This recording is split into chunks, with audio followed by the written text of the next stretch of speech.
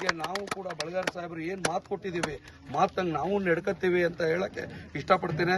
ನೀವೆಲ್ಲರೂ ಕೂಡ ಮಂಗಳವಾರ ಯಾವುದೇ ಕೆಲಸಕ್ಕೆ ಹೋಗ್ಲಂಗೆ ಮಂಗಳವಾರ ನಿಮ್ದೊಂದು ಓಟು ಕೂಡ ಇಂಪಾರ್ಟೆಂಟು.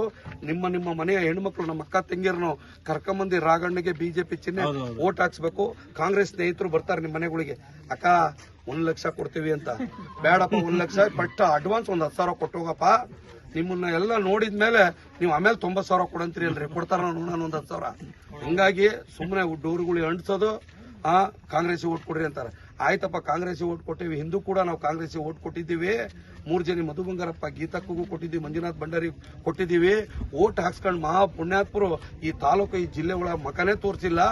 5 ವರ್ಷಕ್ಕೊಂದ್ಸತಿ ಬರ್ತಾರೆ, ಕಾಂಗ್ರೆಸ್ ನಿಲ್ತೇವೆ ಅಂತಾರೆ, ಓಟ್ ಹಾಕ್ಸ್ಕೊಂತಾರೆ, ಮತ್ತೆ ಪುನಃ ಬೆಂಗಳೂರಿಗೆ ಹೋಗ್ತಾರೆ. ಬೆಂಗಳೂರಿಗೆಲ್ಲ ನಾವು ಹುಡ್ಕೊಂಬರಕ್ ಆಗಲ್ಲ, ನಮಗೆ ದುಡ್ಡೆಲ್ಲ ಇಲ್ಲಪ್ಪ, ನಮಗೆ ಬಸ್ ಚಾರ್ಜ್ ಕೂಡ ಇಲ್ಲಿರೋ ಮಗುಗೆ ರಾಘಣ್ಣಗೆ ನಾವು ಆಶೀರ್ವಾದ ಮಾಡಬೇಕು ತೀರ್ಮಾನ ಮಾಡ್ಕೊಂಡಿವಿ ಅಂತ ಹೇಳ್ರಿ ಕಾಂಗ್ರೆಸ್.